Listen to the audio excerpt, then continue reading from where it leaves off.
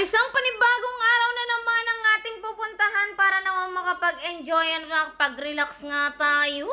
Dito nga lang din tayo pupunta sa malapit-lapit at makatotohanan na makakauwi nga tayo agad kahit wala tayong sasakyan.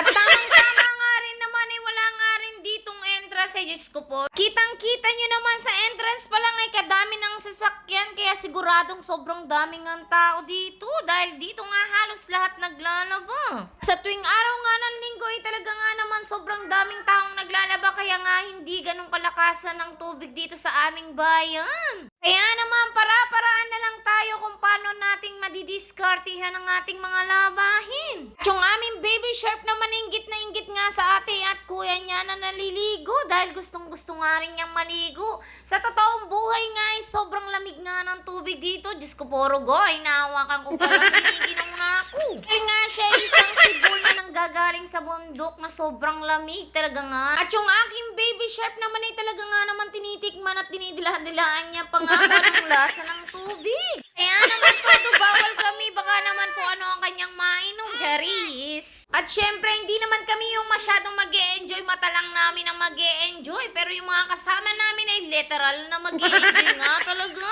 Tamang-tama naman namin dumaan na nag-ice cream. Syempre, nagpabili nga sila dahil buko salad nga daw yun. Kaya naman kahit nilalamig nga sila, for the go pa rin ang kanilang kain. Diyos ko po, Rugone, kalamig talaga. Kahit sobrang lamig nga talaga naman parang wala nga lang sa kanila. At eto na nga ang aming time to check na kainan na nga ng tanghalian. Diyos ko po, Rugone, inabot na nga kami ng 1:00. Dahil nga talagang ayaw nga magsiahon ng mga batang bulilit nga na ito. Sarap tiris-tirisin. As usual, hindi nga kami masyadong naganda dito dahil ang balak nga lang namin ay kumain nga lang sa dahon ng saging. At dahil aminado na nga tumatanda tayo ay nakalimutan nga natin yung dahon ng saging. Kaya naman yung dalawang bata ay talaga nga naman sa takip na nga lang kumain.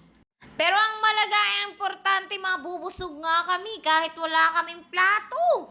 Dahil sa ganitong sistema ay talagang talo-talo na nga talaga dahil gutom na nga kami, wala nang makakahadlang. Kahit ang aming baby ay gutom na nga rin, kaya naman ang hingi na nga rin siya ng pagkain. Dahil sa totoong buhay ay hindi nga rin ito nakakaramdam ng gutom. Kahit nga may dala kaming lamesa, mas pinili nga namin dito na nga lang din kumain at hawak-hawak namin ang mga aming kinakain.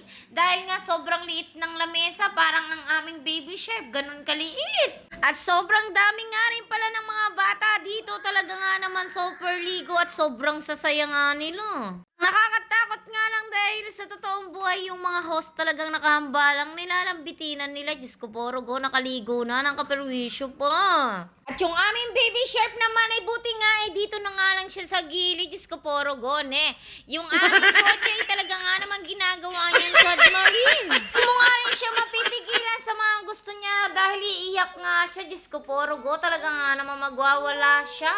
At andito nga kami sa part na magkukwentuhan nga kami. Kukwento namin yung mga ginagawa namin pang araw-araw kahit nga walang kakwento-kwento. At masarap nga rin siyang kamaritesan dahil talaga nga naman napipikon at nagaganit siya. Hindi siya yung marites talagang literal. Pag may kinuwento ko ay talagang sisigundohan kay magagalit ka. Siya'y magagalit ka dahil no reaction at magagalit pa nga sa'yo. Talaga nga naman madalang mo nga rin siya makasama at makausap ng matino dahil lagi ko nga rin yan kaaway. Literal na kaaway.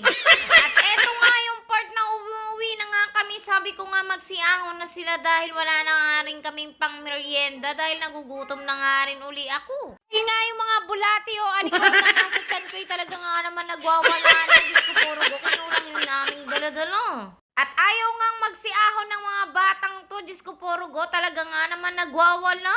Akala mo ay pala decision sila, yung akala mo rin sila ang masusunod. Diyos ko puro bye-bye. Thank you for watching.